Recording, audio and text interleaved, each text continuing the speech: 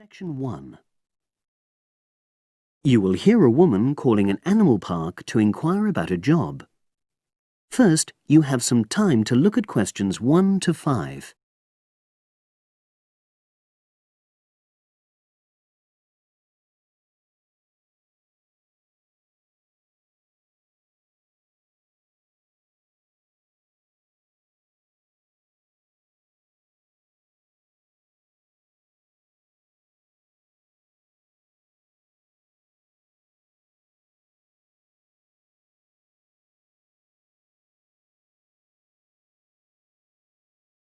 You will see that there is an example which has been done for you. On this occasion only, the conversation relating to this will be played first.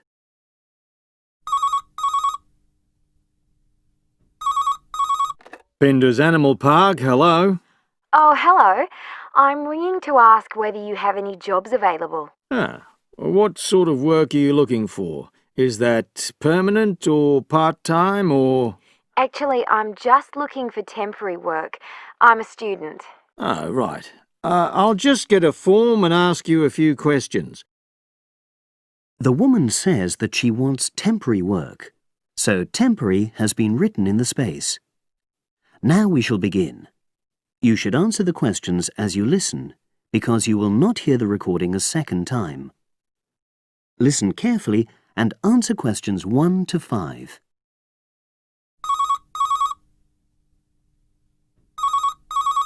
Bender's Animal Park, hello. Oh, hello. I'm ringing to ask whether you have any jobs available. What sort of work are you looking for? Is that permanent or part-time or...? Actually, I'm just looking for temporary work. I'm a student. Oh, right. I'll just get a form and ask you a few questions. Then I'll pass your application on to our recruitment section. Is that okay? Fine, thank you. So, starting with your name. It's Jane Lamerton. Is that Lamerton? There's only one M in it. Oh, right. And your address? It's 42 West Lane. Right. And is that in Exeter? Yes. OK. And can you give me your mobile phone number? 07792 430 921. Right. Now, the next thing is, when are you available to start work? I finish college on the 8th of June. That's in 3 weeks' time. But I can't start work till the 11th because I've got a hospital appointment on the 10th of June. No problem. Now, I need to ask you a few questions about the type of job that might be suitable. Do you have any particular kind of work in mind? It doesn't necessarily mean that you will get work in the field that you want, but I can record your preferences. Well, I'd do anything. And I have worked as an assistant animal keeper before, when I was still at school. But I'm studying at a catering college now, and I'd really like to get some experience as an assistant cook if possible. Right.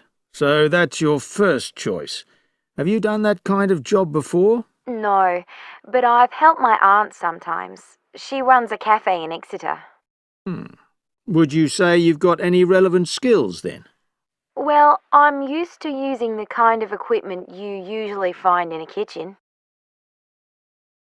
Before you hear the rest of the conversation, you have some time to look at questions 6 to 10.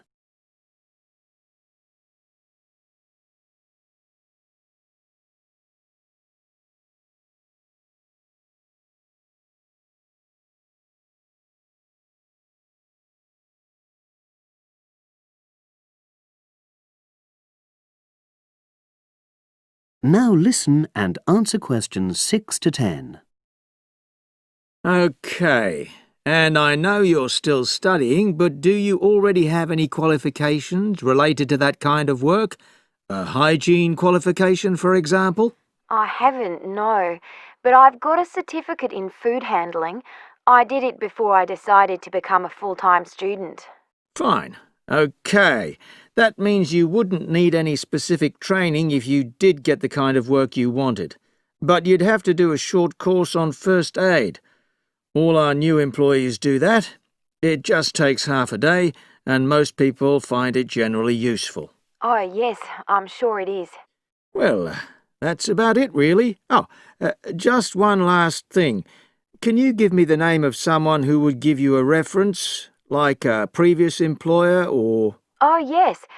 You can put Dr. Ruth Price. OK. Is that one of your college lecturers? She's my college tutor. She's known me for over 2 years, and I'm sure she wouldn't mind. In fact, she's given me a reference before. Fine. We'd probably contact her by phone. Do you happen to know her number? I've got it on my phone, yes. It's 0208 685 114. That's a landline. Good. Well, as I say, I can't promise anything, but I'll pass your application on, and you should hear in a few days. Is there anything else? Just one thing. I suffer from a particular type of colour blindness, and sometimes employers have to make special arrangements for that. OK, I'll make a note of that. It won't be good that you've made us aware of it. You can provide us with more details if you're offered a job. OK. Thanks very much. Bye. Bye. That is the end of section 1. You now have half a minute to check your answers.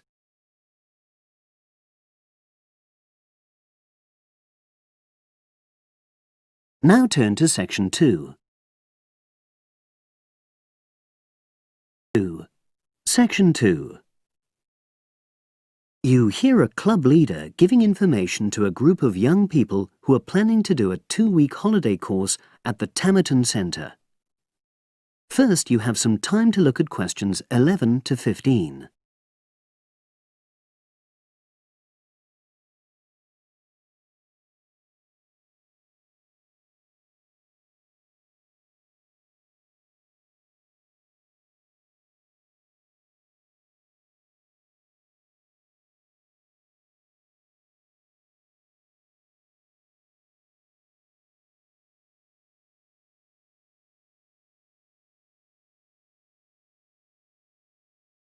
Now listen and answer questions 11 to 15. Hello, everyone. I've been asked to talk to you this afternoon about next month's trip to Tamerton Study Center for the 2-week course. Now, some of the things I'm going to say you may have already heard or read about, but I think it's important to emphasize a few key points. First of all, it's worth reminding you why Tamerton was set up in the first place, in the late 1960s. That was really before all the concern with preserving the environment, which everyone talks about these days. The idea was simply to get people out of the cities and into the country and to find out that just being outdoors can be very rewarding. This is not going to be a holiday in the usual sense. It's called an adventure course because you'll really be stretched to your limits, but that in itself can be a positive thing. The group I took last year, for example, said that although they actually felt pretty weak and exhausted all the time, it really made them learn a lot about themselves and increased their confidence. And in the end, that's the most important thing. Now, all of you knew about policies at Tamerton before you signed up for it, so you know that in many ways it's quite old-fashioned. You don't have a lot of choice in what you do. But something which I think makes the place so special is that you get to try so many different things every day. For instance, one day you'll do climbing, and the next you'll be surveying rock pools. It's not intended that you become an expert in any of them. It's more like a taster, which you can follow up if you want. And there isn't a lot of free time. Organized activities and talks, etc., go on until 9 p.m., and lights go out at 11 p.m.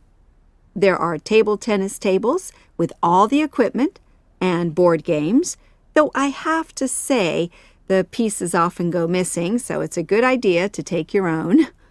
There's a DVD player with a good selection of films suitable for this age group, so don't take yours. Bedtime at 11 p.m. is strictly enforced, and there's a good reason for this. You're all under 18, and we organizers need to know that all group members are accounted for in the house as we close for the night. And of course, you'll be so exhausted anyway that you'll be too sleepy to want to cause any trouble. Now you have some time to look at questions 16 to 20.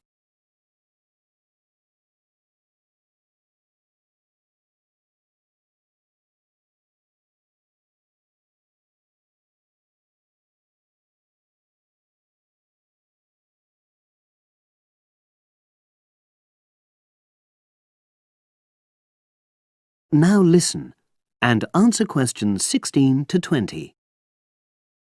Now, what should you pack? The information sheet tells you a lot about what clothing to bring. But what about other things? Well, Tamerton House has its own small shop, but anything there is several miles away, so you won't have many opportunities for buying supplies. So in this last part of my talk, I'm going to explain what objects you should take with you to the center, what you can take if you want, and also, very importantly, what you cannot take. Several of you came up to me before this talk and asked whether you can take things like kettles or hair dryers. The answer is there are plenty of these electrical appliances available in the center, and they are of the proper voltage and are checked regularly. Yours may not be, so the rules at Tamerton say you can't bring them into the center because it's considered a fire risk. Remember, it's a very old house. Now, another question was about cell phones. Although you definitely can't have them on during inside talks, you equally definitely need them when you're out on exercises. So they're a must, I'm afraid. Anybody who wishes to talk to me about borrowing a phone for the fortnight, please see me after this talk. Now, the weather's heating up at the moment, and you'll be outdoors a great deal. If you wear proper clothing, especially a hat, sun cream is optional. Also, they sell high-factor cream in the shop, so you don't have to take any of your own unless there's a special kind you use. Now, there's a special note about things like deodorants, which come in aerosol cans. I need to tell you that these are banned in the center because apparently they have the habit of setting off the fire alarms. If you want to take an aerosol can, you'll actually be at risk of being told to leave. And finally, people have been asking about whether they need to take towels. Well, the center does provide 1 towel per guest, which you're required to wash yourself. If you're happy with that, then don't bring another. If not, take one of your own. Just remember how much outdoor exercise you'll be doing and how dirty and wet you'll be getting. That is the end of section 2. You now have half a minute to check your answers.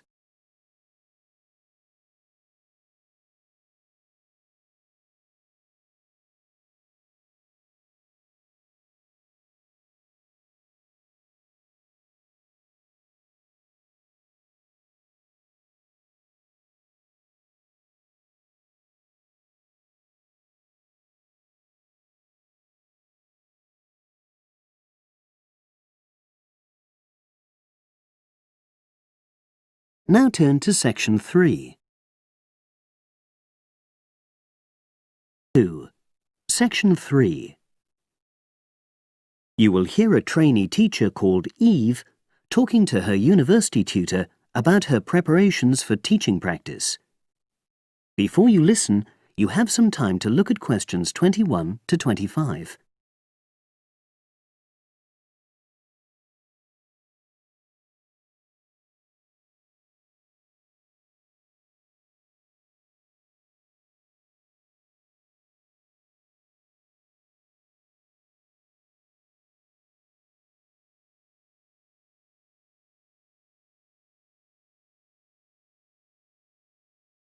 Now listen and answer questions 21 to 25. Hello, Eve. Come in and sit down. How's it going? Fine, thanks. I'm looking forward to my teaching practice next week. Good. Now, you've got 2 classes, haven't you? Year 3 and Year 6. Have you done your lesson plans? Well, I've decided to take the topic of renewable energy. I haven't done a lesson plan for Year 6 yet, but I thought I'd base their lesson on an example of very simple technology. So I've brought this diagram to show you. I got it from the internet. Let's see. A biogas plant. So this is equipment for producing fuel from organic waste. Yes. The smaller container on the left is where you put the waste you've collected. Right, and from there it's piped into the larger tank. That's right. And that's slurry on the base of the larger tank. Right. And what exactly is slurry? It's a mixture of organic waste and water. So is that pipe at the bottom where the water comes in? Yes, it is. As the slurry mixture digests, it produces gas, and that rises to the top of the dome. Then, when it's needed, it can be piped off for use as fuel in homes or factories. It's very simple. I suppose there's some kind of safety valve to prevent pressure build-up? That's the overflow tank. That container on the right. As the slurry expands, some of it flows into that, and then once some of the gas has been piped off, the slurry level goes down again, and the overflow tank empties again. I see. Well, I think that's suitably simple for the age level it's for. I look forward to seeing the whole lesson plan. Thanks. And can I show you my ideas for the Year 3 lesson? Of course. Let's look. Before you listen to the rest of the conversation, you have some time to look at questions 26 to 30.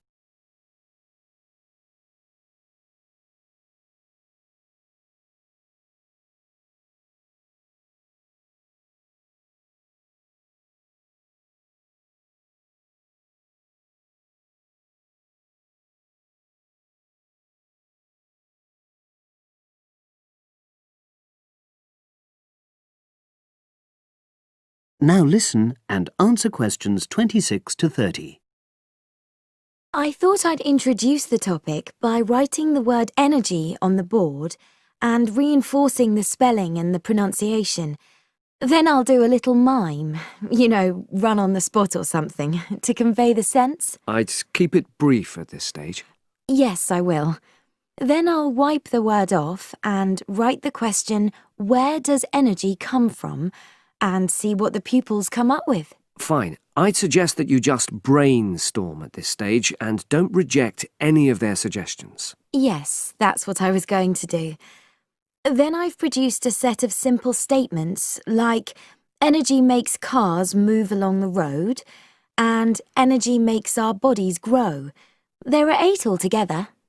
Are you going to give them out as a handout or write them up on the board? First, them up on the board, and then I'll read them out loud. And I'll get the pupils to copy them out in their notebooks.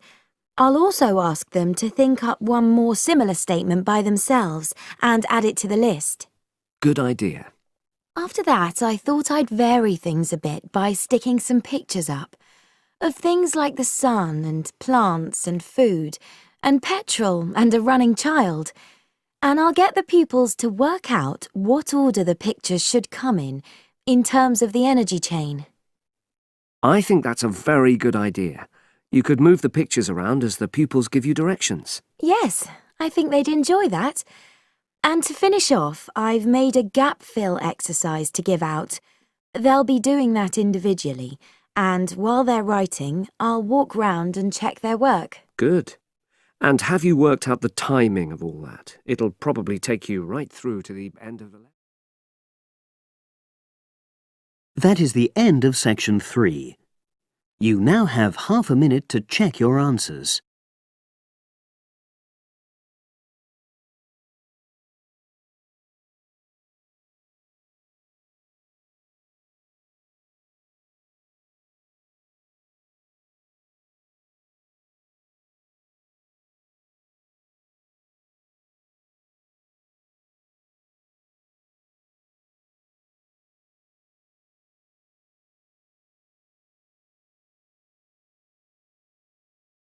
Now turn to Section 4. Section 4. You will hear a woman giving a talk at a popular science convention. She is describing research into artificial gills designed to enable humans to breathe underwater. Now you have some time to look at questions 31 to 40.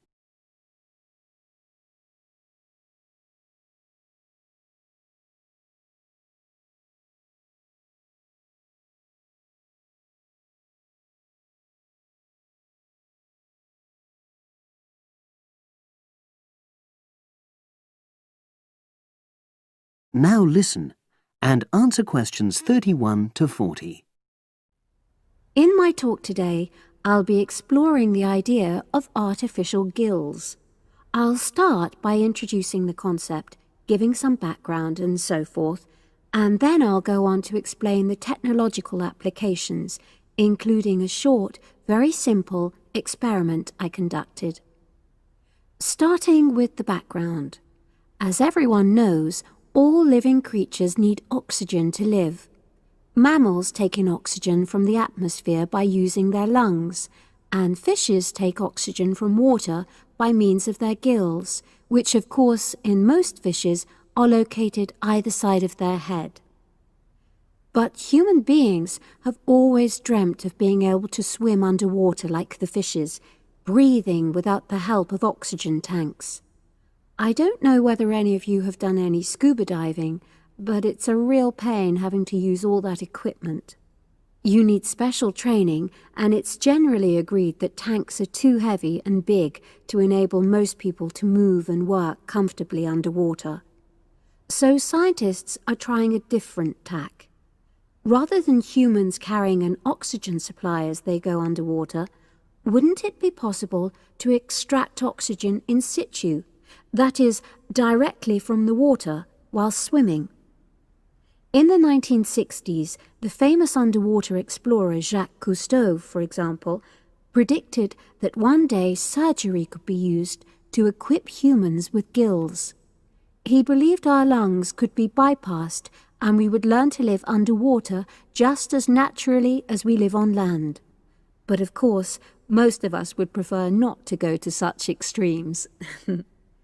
I've been looking at some fairly simple technologies developed to extract oxygen from water, ways to produce a simple, practical artificial gill enabling humans to live and breathe in water without harm. Now, how scientists and inventors went about this was to look at the way different animals handled this. Fairly obviously, they looked at the way fishes breathe, but also how they move down and float up to the surface using inflatable sacs called swim bladders. Scientists also looked at animals without gills, which use bubbles of air underwater, notably beetles. These insects contrive to stay underwater for long periods by breathing from this bubble, which they hold under their wing cases.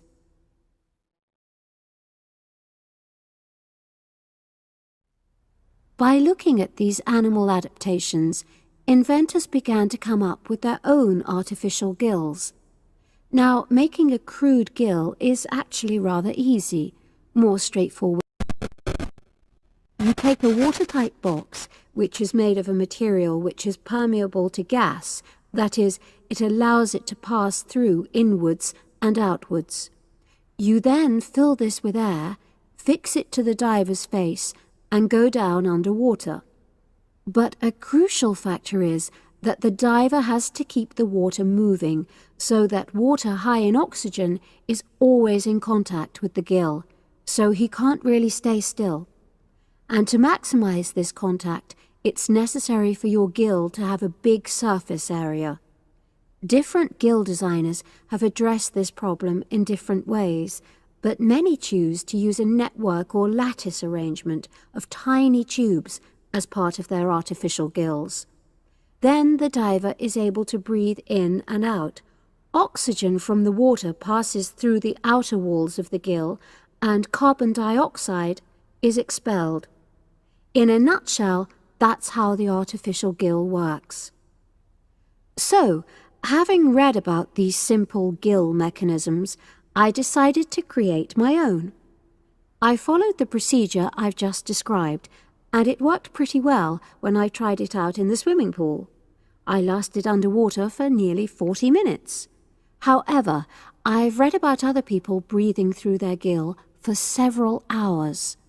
So the basic idea works well, but the real limitation is that these simple gills don't work as the diver descends to any great depth because the pressure builds and a whole different set of problems are caused by that. Research is being done into how these problems might be overcome, but that's another story, which has to be a subject of another talk. Despite this serious limitation, many people have high hopes for the artificial gill, and they think it might have applications beyond simply enabling an individual to stay underwater for a length of time. For example, the same technology might be used to provide oxygen for submarines, enabling them to stay submerged for months on end without resorting to potentially dangerous technologies such as nuclear power. Another idea is to use oxygen derived from the water as energy for fuel cells. These could power machinery underwater, such as robotic devices. So, in my view, this is an area of technology with great potential. Now, if anyone has any questions, I'd be happy to answer. Yes, lady at the... That is the end of section 4. You now have half a minute to check your answers.